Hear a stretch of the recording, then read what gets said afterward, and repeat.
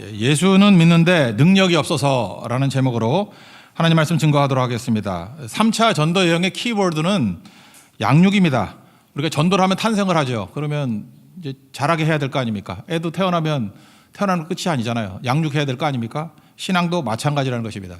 다시 한번 키워드를 정리하면 1차 전도 여행의 키워드는 뭡니까? 유대인에게서 이방인으로 대상이 변화된 거죠. 2차 선교여행의 키워드는 지역이죠. 아시아에서 유럽으로.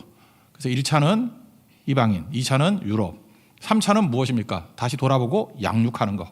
양육이 핵심이라는 것입니다. 그래서 3차 전도여행이 18장 23절 이하인데 양육이라는 단어로 그 다음부터 쭉 풀면은 이게 다 풀립니다. 양육을 놓치면은 이 본문 이해 잘 못할 수 있어요. 양육이다. 그러니까 꼭 붙들었으면 좋겠습니다. 그래서 지난주에 살폈죠. 양육의 모델 아볼로가 나오잖아요. 아볼로는 어땠습니까? 스펙이 엄청난 사람이었는데 그 양육이 어떻게 돼야 돼? 스펙으로 안 된다는 거죠. 하늘의 능력이 임해야 된다. 스펙에는 한계가 있다. 하늘의 능력이 임해야 된다. 그래서 아볼로 같은 사람들이 우리 가운데 많잖아요. 그러면 거기서 만족하면 안 되고 하늘의 은혜 받아야 된다. 이걸 말해주고 있다는 것입니다. 어떤 목사님 얘기를 했죠. 되게 똑똑하고 탁월한 목사님이 청년 시절에 기도하는데 오 미지의 신이시여 이따위로 하면 안 된다는 거죠. 심생 권사님이 패면서 총각 은혜 받아야 돼. 이게 핵심이죠. 총각만 그런 게 아니라 처녀도 그렇고 우리 할머니 할아버지도 다 마찬가지입니다. 한 대 맞아가면서 은혜 받아야 돼. 이게 양육입니다. 양육. 그러니까 은혜 깊은 자리로 나아가야 된다는 것입니다. 오늘 그 다음에 이제 사도 바울이 19장부터 이제 나오는 얘기인데 뭐 거의 같은 얘기일 수도 있는데 성령 받아야 된다는 거예요. 양육이 뭐냐? 성령 받는 데까지 가는 게 양육의 목적이지 그거 아니면은 아무것도 아니다 그런 얘기죠. 그래서 두 번째 스토리가 나오는데 지금 바울이 아볼로 없을 때 에베소에 갔습니다. 에베소에 갔더니 제자들이란 것은 여기 그냥 믿는 사람을 제자라 부르는 거예요. 12명이라 그랬죠. 실제로 보니까 12명 소그룹이죠. 거기서 이렇게 교제를 나누다 보니까 뭔가 이상해요. 그런 거 있죠. 이게 영적으로 이상한 게 있다고 뭐가 좀 빠진 거가 있는 것 같아요. 나사 빠진 것 같고 좀 뭐가 2% 부족해. 그래서 궁금해서 물은 게 아니라 이상해서 물은 거예요. 너 믿는 것 같은데 믿을 때 성령 받았느냐. 그랬더니 뭐라 그럽니까? 그런 거 듣지도 못했다고. 그러니까 문제죠. 우리 가운데도 그럴 수 있죠. 여기 믿는 사람들 다 믿잖아요. 믿는데 믿을 때 성령 받았느냐? 그러면 나 잘 모르겠는데 그게 뭐지? 그러면 이게 문제가 있다는 것입니다. 양육은 뭐예요? 성령 받는 데까지 나아가야 된다. 그걸 말해주고 있다는 것입니다. 1절과 2절 그 내용입니다. 읽어봅시다. 시작. 아볼로가 고린도에 있을 때 바울이 윗지방으로 다녀 에베소에 와서 어떤 제자들을 만나 이르되 너희가 믿을 때 성령을 받았느냐? 이르되 아니라 우리는 성령이 계심도 듣지 못하였노라. 그래서 양육이 뭐예요? 성장이 뭐예요? 성령을 아는 데까지 가는 거, 성령 받는 데까지 가는 거. 이걸 이제 성령 세례라 그러거든요. 그리고 약간은 그 브리스길라 아굴라 부부가 아볼로 접했을 때하고 좀 비슷한 것 같죠. 은혜 받아야 된다, 성령 받아야 된다. 제가 볼 때 뭐 한 90% 비슷한 것 같습니다. 그죠? 어쨌든 은혜도 받아야 되고 성령도 받아야 된다. 이게 되게 중요한 거죠. 만약에 우리가 성령의 세례를 받지 않으면 어떤 일이 벌어집니까? 기독교가 이론에 불과해요. 능력이 아니면. 그래서 예수를 믿는 거를 이론으로 믿는 사람이 있어요. 이론으로 빠삭해요. 설명을 할 수 있는데 아무런 능력도 발휘하지 못한다고요. 그러니까 성령 세례, 성령의 능력은 누구에게 임합니까? 믿는 자에게 임하는 거예요. 그러니까 믿을 때 성령 받았냐 그러잖아요. 믿는 자에게 임하는 게 성령이라고요. 그러니까 이걸 구분을 좀 한다 그러면 우리가 어떻게 구원받죠? 영접하면 구원받죠. 예수님을 나의 구주로 영접하면 구원받죠. 요한복음 1장 12절 보니까 영접하는 자, 그 이름 믿는 자들은 하나님의 자녀가 되는 권세를 주셨다. 그러니까 예수님을 나의 구주로 영접하면 구원받는 거죠. 요한복음 3장 16절 보니까 하나님이 세상을 이처럼 사랑하사 독생자를 줬단 말이에요. 근데 그 독생자 예수님을 믿으면 멸망치 않고 영생을 얻는다. 그러니까 예수님 믿으면 영생 얻는 거죠. 요한계시록 3장 20절 보니까 내가 문 밖에 서서 두드리노니 예수님이거든요. 그죠? 내 음성을 듣고 문을 열면 내가 그에게 들어가 먹고 마시고 뭐 즐긴다. 이런 말씀이 나오지 않습니까? 영접이에요, 영접. 영접하면 구원받는다. 그래서 예수님 믿으시죠? 제가 보니까 구원을 받은 것 같아요. 그죠? 그래서 구원은 신분의 변화. 그러니까 천국 시민권이 된 어느 거죠? 종에서 아들로. 그리고 진노의 자녀에서 의의 자녀로. 뭐 그런 거죠. 물이 포도주로 변화되고. 뭐 질적인 변화예요. 하나님의 유혹을 받고. 다 좋다고. 예수 믿어 여기까지 와요. 근데 여기서 그치는 것 같지 않아요. 그 다음 뭐예요? 이 땅을 살아갈 때 무력하게 살지 말라는 거죠. 그래서 성령 받아야 된다고요. 성령 세례를 받아야 수준의 변화가 일어나는 거예요. 수준의 변화. 그러니까 뭐죠? 가능성에서 능력으로 변화가 되는 거죠. 여보세요. 지금 복음서에 보면 예수님의 제자들 예수님 믿었죠? 믿었으니까 제자 됐고 그다음에 뭐 예수님의 이름으로 귀신도 쫓아내고 뭐 이적도 행하고 그러잖아. 자기들도 안 믿은 거 아니잖아요. 근데 뭔가 능력이 없죠. 그러니까 예수님이 승천하시기 직전에 누가복음 24장 49절에 보니까 위로부터 능력이 입히울 때까지 이성 떠나지 마라. 그러니까 그냥 파송 안 하잖아요. 그러니까 성령의 능력이 필요하다는 거 아니에요. 위로부터의 능력이 뭐예요? 성령의 능력 아니에요. 오순절의 성령의 능력. 그때까지 떠나지 말라. 그러니까 구원과 또 다른 그 능력은 좀 같이 올 수도 있고 따로 올 수도 있는 거죠. 그게 꼭 필요하다는 거 아닙니까? 사도행전 1장 8절 전체 그림 아니에요. 오직 성령이 너에게 임하시면 권능을 받고. 그러니까 능력 안 받으면 권능이, 성령 없으면 권능도 없다, 그런 얘기하고 같은 얘기 아닙니까? 그러니까 우리 가운데 나는 믿긴 믿는데 이렇게 능력이 없지? 성령 받아야 된다니까요. 성령 세례를 받아야 된다고. 그래서 이 매갈이 없는 사람들에게 성령 세례가 필요하다. 네가 아는 게 뭐냐 그랬더니 요한의 세례만 한대요. 그러니까 이론이죠. 예수님 믿고 회개하고 뭐 이런 거. 능력이 없잖아요. 부족하다는 거죠. 그러니까 양육의 핵심은 뭐예요? 믿는 자들에게 성령의 능력까지 임하게 만드는 거. 거기까지 가야 된다는 것입니다. 저도 양육자 아닙니까? 그럼 우리 교회 성도들도 어떻게 돼야 돼요? 믿었죠. 구원 받았어요. 그다음에 권능의 자리까지 가게 만드는 거. 그러니까 성령 받아야 된다. 이게 양육이라고요. 은혜 받게 만드는 것도 양육이고 성령 받는 것도 양육이고, 양육은 그렇게 하는 거라고. 우리 그 리더나 간사들 양육하지 않습니까? 뭐로 양육해요? 성령 받는 데까지 가야죠. 뭐 자기도 못 받았다 그러면 그거 때려쳐야지, 그죠? 그런 거 아닙니까? 나도 뭔지도 모르는데요. 그러면 그 아볼로 같은 수준이지. 그러니까 받아야 되죠. 성령 받아야 된다고. 3절부터 5절까지 한번 읽어봅시다. 시작. 바울이 이르되 그러면 너희가 무슨 세례를 받았느냐? 대답하되 요한의 세례니라. 바울이 이르되 요한이 회개의 세례를 베풀며 백성에게 말하되 내 뒤에 오시는 이를 믿으라 하였으니 이는 곧 예수라 하거늘 그들이 듣고 주 예수의 이름으로 세례를 받으니.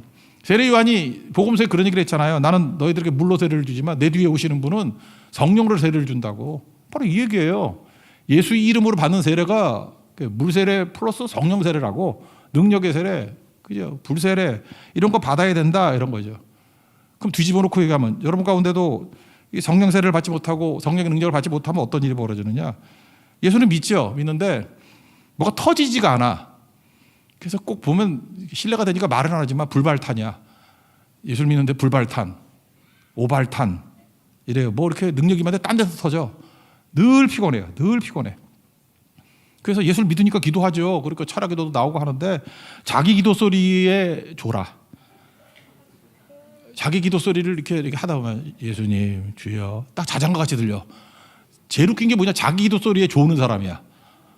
그 기도 소리에 졸아.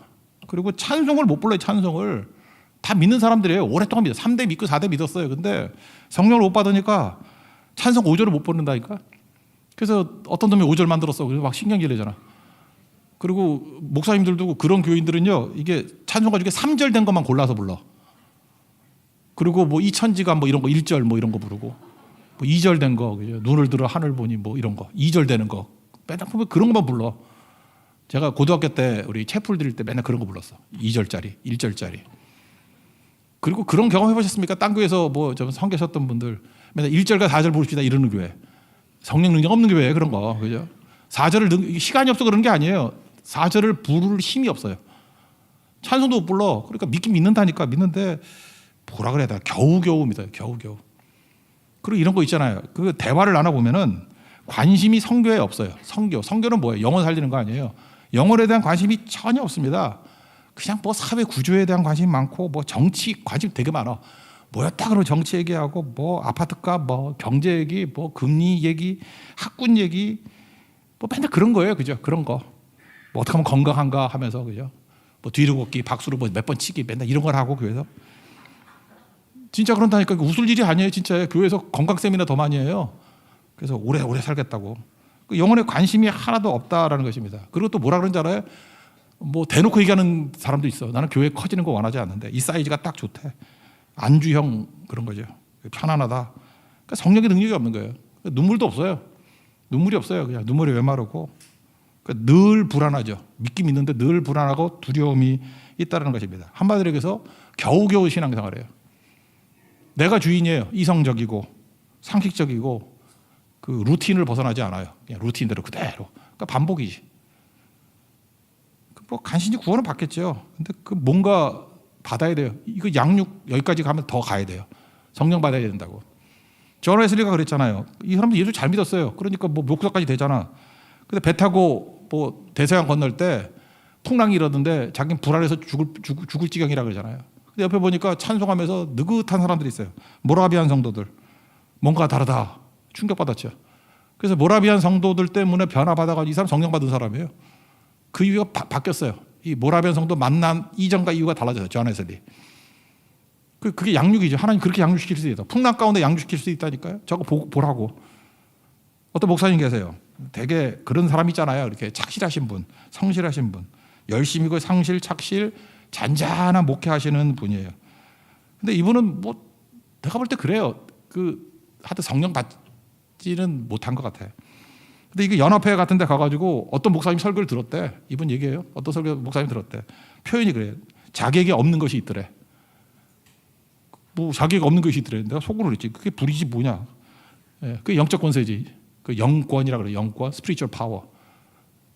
설교 들어봐요. 설교 들어보면 여러분도 아시잖아요. 성도들이니까 뭔가 짜임새는 다 있어. 뭐 그럴듯해. 뭐 내용도 좋고 뭐 요즘에 인터넷 뒤지면 뭐 스토리가 다 나오지 뭐 이렇게. 뭐 엉기설기 섞어놨는데 힘이 없어. 불이 없고 뭔가 이렇게 변화가 없어요. 그게 뭐예요? 자기에게 없는 게 그분에게 있더래. 뭐 다 아는 얘기 같은데 뜨거워지고 변화가 되고 회개가 나오고 사모하는 마음이 생기고 불이 임하는 거예요. 불이. 이분이 충격받고요. 갈급한 가운데 자기 자신이 너무 비참하더래. 그래서 하나님 앞에 간절히 구했더니 스토리 생략. 어쨌든 기름 부음 받았어요. 이전과 이후의 사역이 완전히 달라졌어요. 완전히. 진짜요. 완전히 뒤집어 버렸어요. 바로 뭐예요? 너무 오랫동안 불 없이 일한 거예요.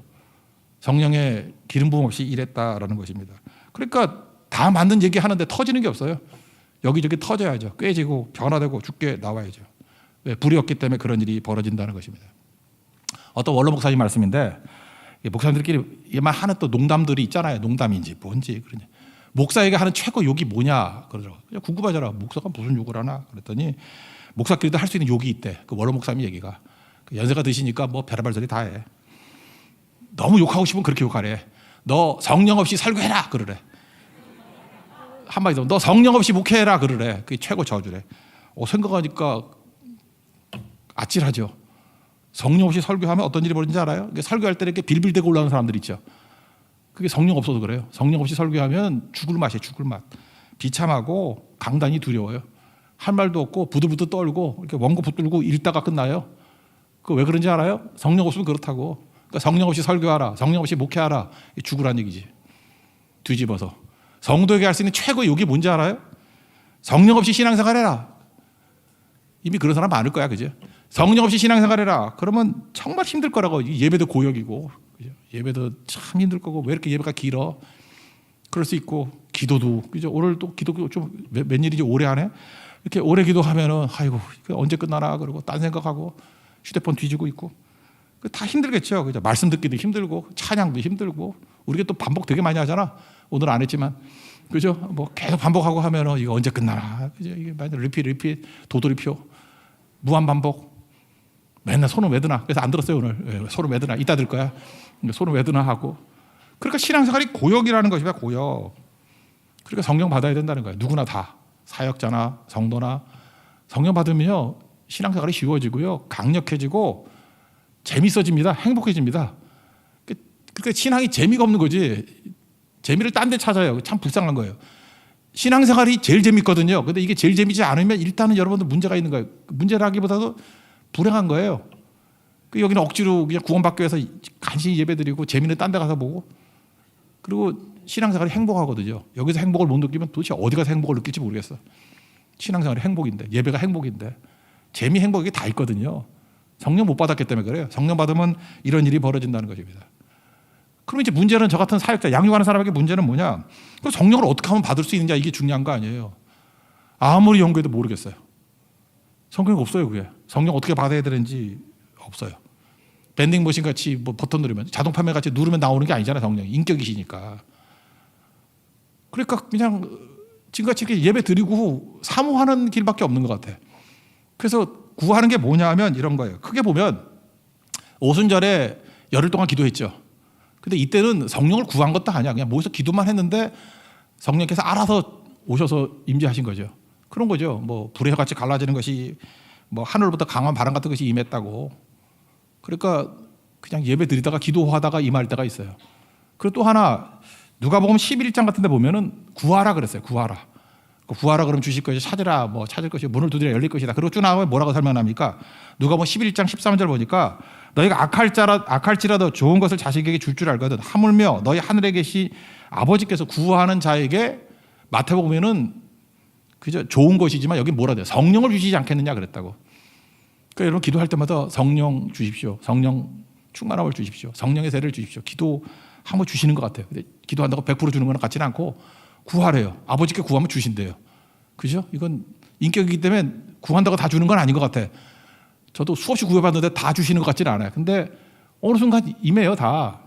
그러니까 기도하라고요, 기도. 또 하나는 고넬료 같은 케이스, 우리 앞에 살폈잖아요. 가족들 모아놓고 말씀 듣는 가운데 임했다고. 사도행전 10장 44절 보니까 베드로가 이 말을 할 때 성령이 말씀 듣는 모든 사람에게 내려오시니, 지금까지 이렇게 설교 주간에 말씀 들을 때 성령이 임재할 수 있다고. 어제도 기도 많이 했어요. 오늘도 말씀 듣는 가운데 성령께서 임재하셔서 눈물이 터지고 가슴에 불이 임하고 믿음이 생기고 성령께서 만져달라고. 그죠? 그럴 일이 있다고요. 그럴 일이. 또 하나는 뭐죠? 안수할 때죠. 바울이 그랬어요. 바울이 사울이 때 막 헤매고 안 보이고 할 때 아나니아가 안수하니까 눈에 비늘같이 벗겨지고 성령이 임했다고, 성령 충만했다고 그런 얘기가 나온다고. 안수. 여기도 그런 케이스죠. 그 12명 앉혀놓고 안수했을 때 성령이 임했대요.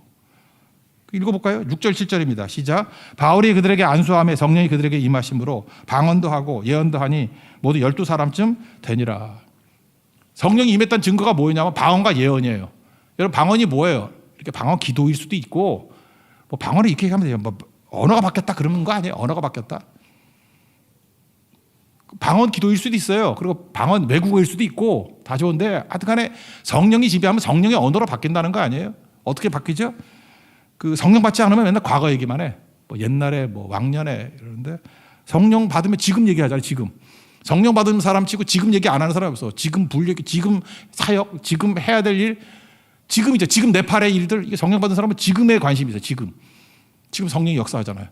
지금 고백이 나오고, 지금 뜨거워져요. 지금 뛰쳐나가고. 그게 바뀌는 거죠. 그리고 들어보면은 언어가 바뀌어요. 언어가. 관심사가 영적인 거에 관심을 갖고 보이니까 본 거 얘기해요. 쭉. 그리고 말이 바뀌어요. 말이 뭐 아까 같이 뭐 뒤로 걷고 박수치고 뭐 이런 거 안 하고요. 얘기가 달라져요. 영적인 얘기로 달라져 버린다고. 그리고 믿음의 진도가 나가요. 양육이라는 게 성장하는 거 아니에요.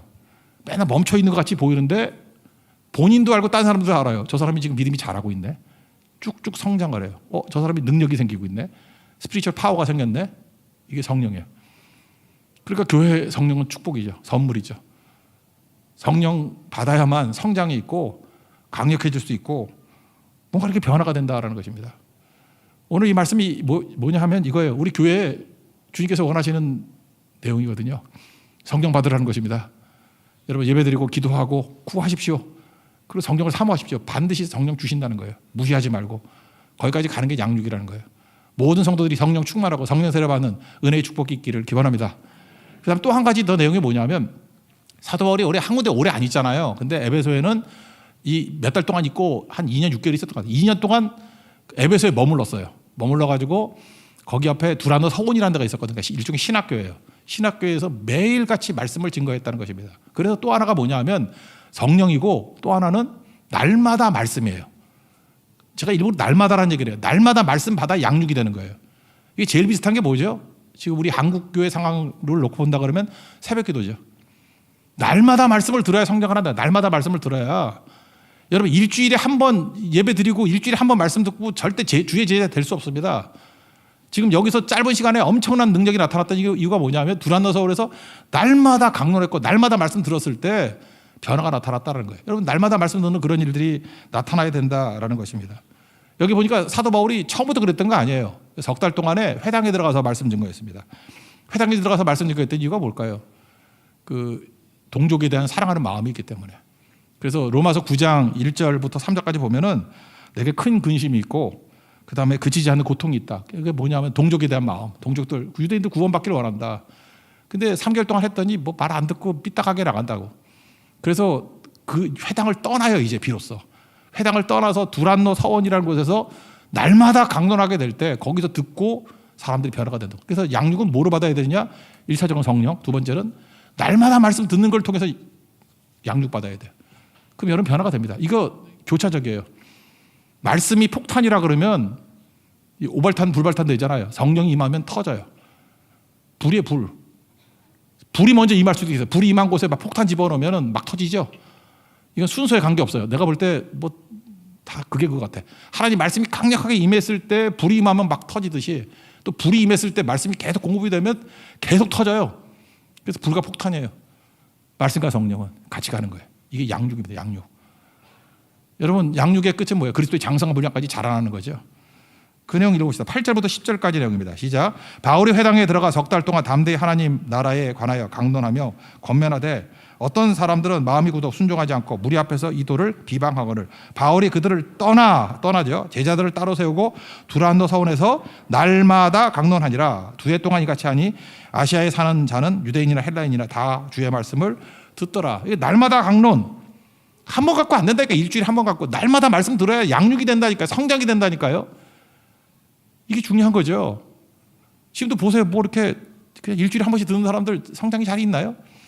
성령이 뭔지 들어보지도 못했다 그러고 맨날 제자리 걸음 아니에요? 그죠? 재미도 없고 행복은 딴 데 가서 찾고 그러니까 뭐예요? 무능한, 그죠? 피곤한, 늘 기쁨이 없는 그런 생활을 하게 될 수밖에 없다라는 것입니다. 근데 사도 바울도 이제 전략이 바뀌었어요. 야, 양육은 이렇게 하는 거구나. 날마다 말씀이구나. 그래서 사도 바울이 이렇게 싸돌아다니지 않고 머무르잖아요. 우리도 네팔 선교갈 때 그랬거든요. 처음에는 여기 갔다 저기 갔다 막 이렇게 선교하다가 이제는 캠핑으로 모여요. 다 모여가지고 짧은 시간 안에 많은 말씀을 준 거예요. 많은 말씀을 기도하고 그 양육이더라고. 그때 폭발적인 능력이 나타나죠. 요한계시록에 보면 소아시아 7교회가 나오죠. 거기 소아시아 7개 에베소, 서머나, 버가모, 두아디라, 사대, 빌라델피아, 라오디게아.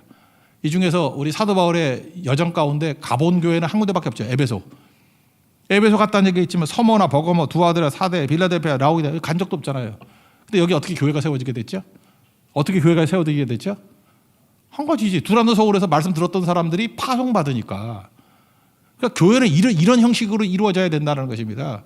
모여서는 해야 될 일이 뭐예요? 성령 받고 그다음에 말씀으로 날마다 양육 받고 그 사람들이 흩어진 삶의 현장 속에서 각각의 교회들이 막 세워지는 거예요. 그래서 전도가 막 이루어지겠죠. 또 가끔 모이고 또 흩어져서 교회가 되고 성도들이 모인 곳이 흩어진 곳이 교회니까. 그래서 소아시아 7교회가 세워지게 되었다 이거죠. 그래서 누가 세웠어요? 이거 바울이 세운 거 아니라고. 두란노 서원에서 양육받은 성도들이 가서 세웠더라 이런 얘기죠.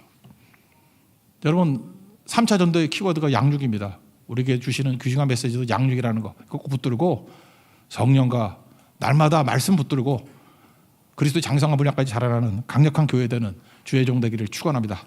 예, 자리에서 일어나겠습니다. 성령이 오셨네 찬양하겠습니다.